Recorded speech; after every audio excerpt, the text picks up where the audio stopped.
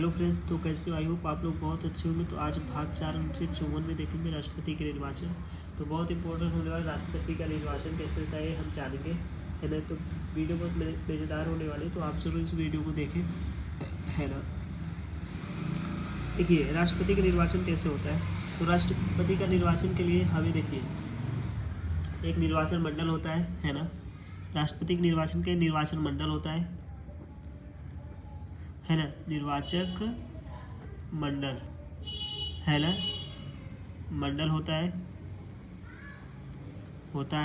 ना, निर्वाचक मंडल होता है।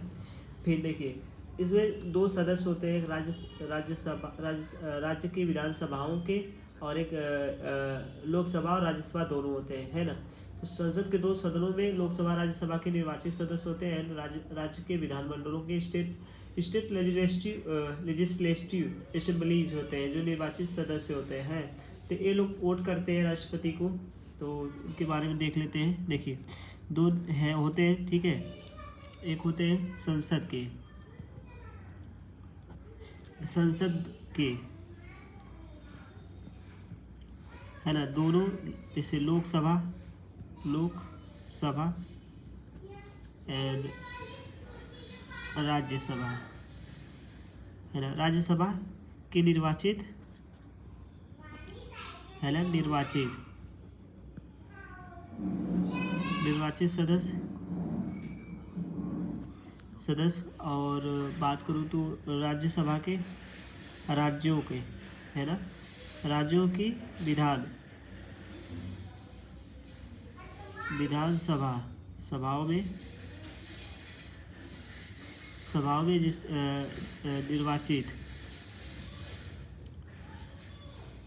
निर्वाचित सदस्य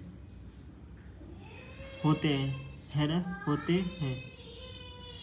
आई होप आपको समझ में आया होगा। चलिए मैं इसके आगे बताता हूँ। अब इन लोग वोट करते हैं ना, राष्ट्रपति को वोट करते हैं। ये पूछ सकता है आपको क्वेश्चन वगैरह में कि भारत के राष्ट्रपति का निर्वाचन कैसे होता है, तो कौन कौन लोग रहते हैं, है ना। कौन, इसे पूछेगा राज्य के विधानसभाओं के निर्वाचित सदस्य रहते हैं क्या भारत के राष्ट्रपति का निर्वाचन के लिए। तो हाँ, इसका क्वेश्चन आएगा यस में, हाँ रहते हैं, है ना। तो अब देखते हैं कुछ हम आसान शब्दों में इसे थोड़ा और डीपली जानते हैं, डीपली देखते हैं, है ना। क्योंकि देखो हमें डीपली में बहुत ज़रूरी है जानना।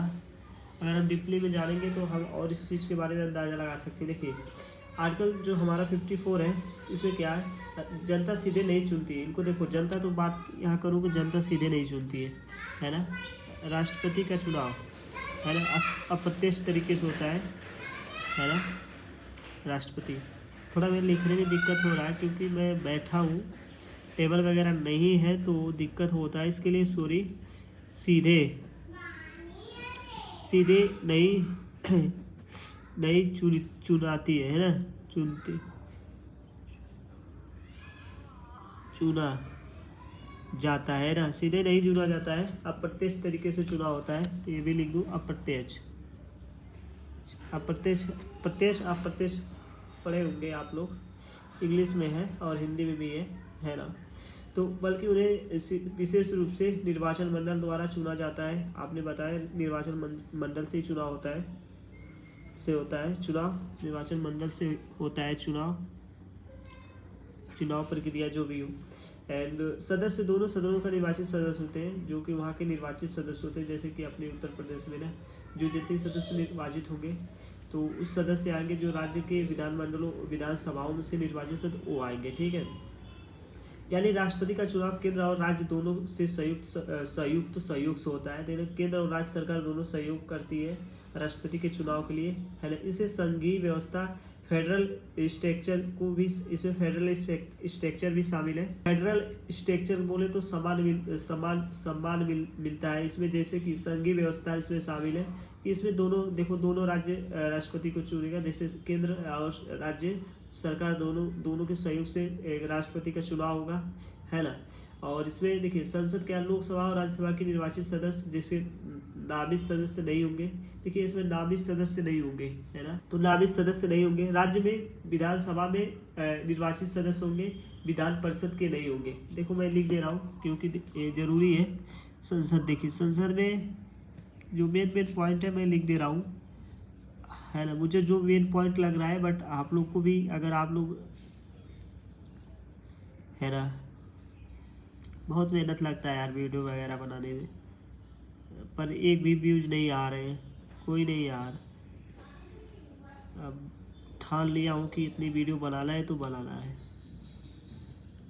है ना, चाहे आए चाहे ना आए, काम है अपना करना। इसमें नामित सदस्य नहीं होते हैं, है ना, सदस्य नहीं होते हैं,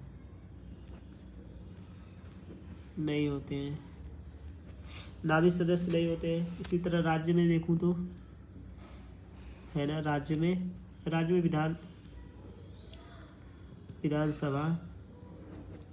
विधानसभा के निर्वाचित होते हैं,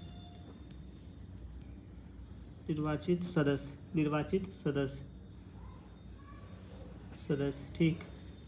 और इसमें विधान परिषद के नहीं होते हैं, विधान परिषद के नहीं होते हैं, ठीक, विधान परिषद के नहीं होते हैं। और देखो, केंद्र शासित प्रदेश 70वें संशोधन में 1992 के बाद दिल्ली में पुडुचेरी के निर्वाचित विधायक भी शामिल है। देखिए, पुडुचेरी के जो विधायक भी शामिल है इसमें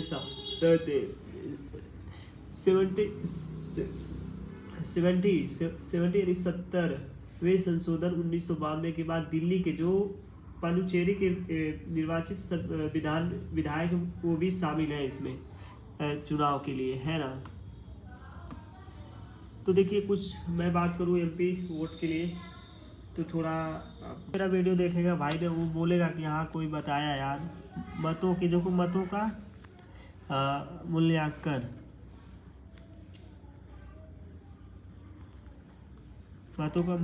देखो, मतों का मूल्यांकन में क्या करूँ, जो MLA है, मेंबर ऑफ लेजिस्लेटिव असेंबली है ना, लेजिस्लेटिव असेंबली, ठीक है। तो जिसने वैल्यू क्या है, राज्य की जनसंख्या 1971 की जनगणना से हम विधानसभा के निर्वाचित सदस्य की संख्या बात करते 1000। देखिए, जब हमारा जो जनती जनसंख्या होगी उतनी पे पूरा होगा, है ना। चलिए, क्योंकि वीडियो बहुत बड़ी हो जाएगी, है ना, तो इतनी बता दूँ आपको, है ना। मैं समझ रहा हूँ वीडियो बहुत बड़ी हो जाएगी। चलिए, कुछ चुनाव की प्रक्रिया देख लेते हैं। चुनाव की प्रक्रिया क्या होती है, इलेक्शन प्रोड्यूसर क्या होता है, चुनाव की प्रक्रिया देखिए, प्रणाली क्या होती है, सिस्टम होता है, अनुपातिक प्रतिनिधित्व प्रणाली होती है, जिसे प्रोपोर्शनल रिप्रेजेंटेशन, ठीक है। मतदान की विधि क्या होती है, एकल समकरणी मत प्रणाली होती है। मतदान प्रकार क्या, गुप्त मतदान होता है। स्क्रूट बोलेट होता है जिसमें हम डालते हैं ना, जैसे कि ये होता है, इसमें हम डालेंगे, ऐसा होता है। आयोजन कैसे होता है, भारत निर्वाचन आयोग कराता है, इसे द्वारा ही होता है। अब महत्वपूर्ण कुछ तथ्य जानते हैं। राष्ट्रपति सीधे जनता द्वारा निर्वाचित नहीं होते हैं। चुनाव में केवल निर्वाचित सदस्य ही भाग लेते हैं, नामित सदस्य और विधानसभा परिषद भाग नहीं लेते, हमने बता चुका है।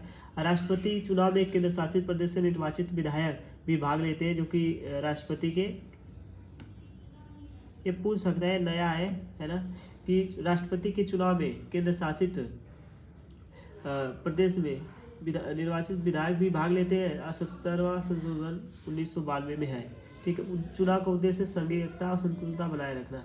आई होप आपको समझ में आया होगा। तो नेक्स्ट वीडियो मिलते हैं, तब तक के लिए bye, take care, have a nice day friends.